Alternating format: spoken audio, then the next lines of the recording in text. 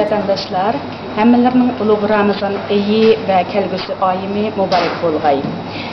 Mərhum erim Kurash Ko'sanning vafotining 2 yillik bo'lish oldida hammamiz cho'nqur hurmatda va shundaqla qayg'uda mərhumni eslab turibmiz.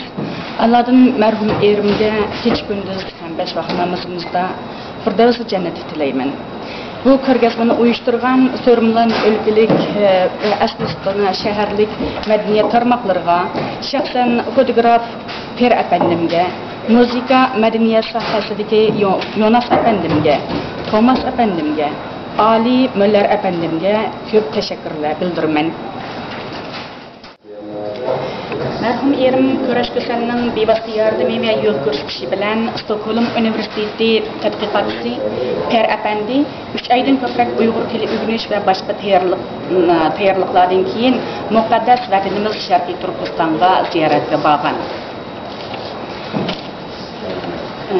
Yani apandimning aytib bergani bo'yicha Ko'rla, Kucha, Qashqar, Yagan, Yangisar qatorliq shaharlarga berib, jon qarindosh Uyg'urlarimiz bilan uchrashish fursatida bo'lgan.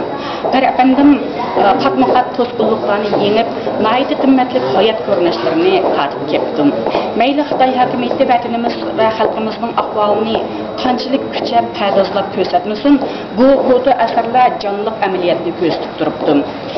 Chunki kunni etak bilan yoqilib bo'lmaydi-da. Ko'rgazma uyushtiruvchilar ko'rgazmada Uyg'ur xalqining o't yurak, el so'ygan o'g'lani, mərhum erim Kurash Ko'san asliklari uchun maxsus ichki cho'ng ko'znak ajratgan. Mana bu ko'znak beshiga ana vatanimiz Sharqiy Turkiston xaritasi chaplangan, ko'pchilik ko'ryapti buni. Yani bu ko'znak ichiga muqaddas vatanimizning oy yulduzli ko'k bayrog'i qo'yilgan. Yana Kurash Ko'san apandimning ijodiy asarlaridan Uyg'on Turkiston, Kucha xalq naqshlari to'plami, Uyg'ur xalq musiqalaridan ariya qatorliqlar bor. Bundan boshqa yana Kurash apandimni ish izlarini tanishtirgan, apandimning festivallarga qatnashgan jonliq materiallari asosida tayyorlangan ikki film qo'yilgan. Yana Uyg'ur madaniyatining muqaddas shajarasi bo'lgan 12 muqam haqida bu kitob qo'yilgan. Ondan tilimiz va madaniyatimizning namoyandasi bo'lgan mərhum Kurash Ko'san apandim yetakchiligida ishlangan G'arb shamili jurnali bu yerga qo'yilgan. Ondan yana apandim haqida nihoyatda yuksak baholar berilgan kirish so'z, bosh kirish so'z qo'yilgan. Ko'pchilikka ma'lum bu jurnal ta'sis qilinib 5 son ishlangan. Apandimning nihoyatda jiq qon tar ajri bu jurnalga singan deyishga bo'ladi. Chunki G'arb allari Uyg'ur millatini tanishda sizlarning tilinglar bormi, madaniyating lazada qandaqdi, tarixinglar qayerdan qayergacha degandek nurg'un savollarni so'raydi ham so'rayotdi. Bu jurnal ishlangandan keyin o'sha 2 yildan buyon nihoyatda zich aloqalashish xizmatlari ishlandi. Hem 10 necha shahar, o'lkalik, maktablar kutubxonasiga yerlashdi. Yani mundaqcha aytganda Uyg'ur tilida Yevropa kutubxona, kitobxona, maktablarda bir kitob bo'lmaslikdan iborat mushu bo'shliq apandimninki mushu ajr badliga to'ldirildi mundaqcha aytganda. Yana bir cho'ng ko'znakda bo'lsa, ana diyorimiz Sharqiy Turkiston va Shvetsiya do'stligining simvoli bo'lgan 2 bayroq qo'yilgan. Yana men hadiya qilgan ko'rgazma uchun hadiya qilgan apandim hayotligida ishlatgan tumoq, andan muzika modellari, qo'shiqlar qo'yilgan. Yana qizimiz uchun Qashqardan keltirilgan rangarang Uyg'ur do'ppilari qo'yilgan. Endi yana men o'z qo'lim bilan kashlab mərhum erim Kurash Ko'san apandimga hadiya qilgan kashlar qo'yilgan.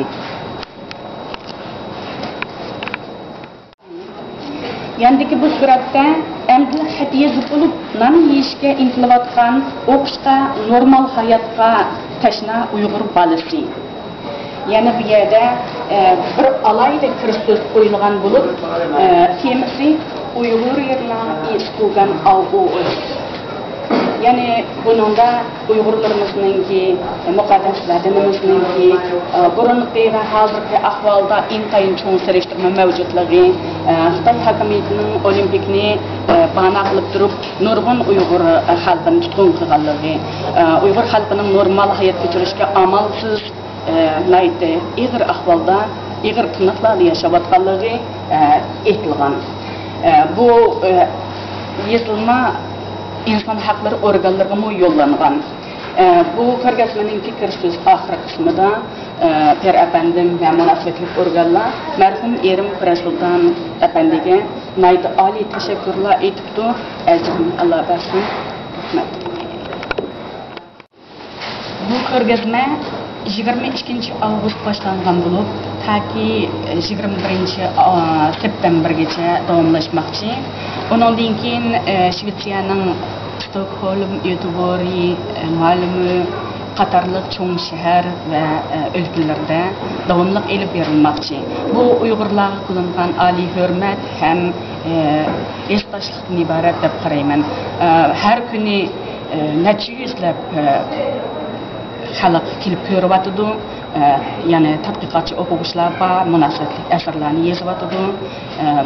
Gezit jurnallarda necha kundan buyon mushu haqda fotograf ko'rgazma va Sultan Efendim, Per Efendim haqida nurg'un maqolalar berildi. Mana buning o'zimi Uyg'ur xalqiga ko'ngil qo'yayotganligini ko'z tuttiribdi. Ko'rgazmaning ochilish murosimiga So'rimlan o'lkalik madaniyat organlaridan, Iskustna shaharlik madaniyat markazidan nurg'un mehmonlar kelib qatnashdi. Yani bu zalli mehmonlar bilan to'shdi. Yani men o'z qo'lim bilan pishirib tayyorlagan Uyg'ur taomlari qo'yildi. Ham ko'pchilikning olqishiga erishdi. Hammalarga tashakkur aytaman. Yani ko'rgazmaning başlash murosimida Efendimning yaqin xizmatchisidan Thomas Efendi, yani Shvetsiyada donliq muzikant Thomas Efendim Sharqiy Turkiston istiqlol marshini bevosita o'rlab, ko'pchilikni nihoyat hayajonlantirdi. Alayda tashakkur aytaman. Ko'rgazmaning ochilish murosimiga yana Per Efendimning ota-onalar orliqni shirah ko'may alayda kelib qatnashdi, hamma ailemizga bo'lgan tashakkurini izhorlab o'tdi. Ularga alayda rahmat. Mana bu suratda yer osti, yer usti boyliqlari intayin mo'l bo'lgan Sharqiy Turkistonda xalqimizningki mana mushu qadar nomrod holatda yashayotganligini jonliq ko'z beribdi. Buni ko'rgan har qanday odamning yig'lag'isi keladi. Ular shunday savollarni so'rdi. Hozirmi mushu 21-asrda insonlar nur davriga qadam qo'ygan mushu bosqichda mushunday hayot mavjudmi deb so'raganlar bo'ldi. Biz munosib javoblarni berdik.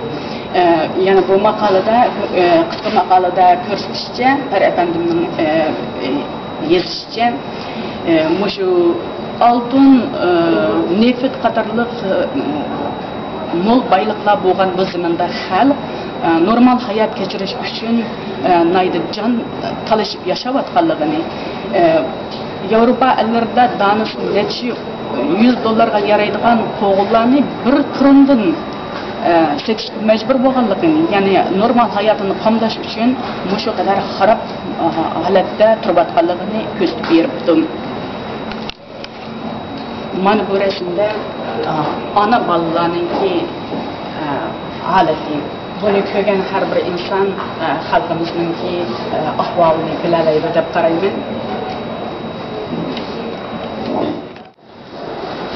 Ahırda bütün cemaatçilikka teşekkürler etaman. 2 yıldan buyon Shvetsiyaning har qaysi o'lka shaharlaridan Uyg'ur, Shved, O'zbek, Mo'ng'ul qatorliq do'stlarimiz ailemizga kelib hol so'rab, Efendimning muborak qabrisini ziyorat qilib, xatmi Qur'onlar qildi.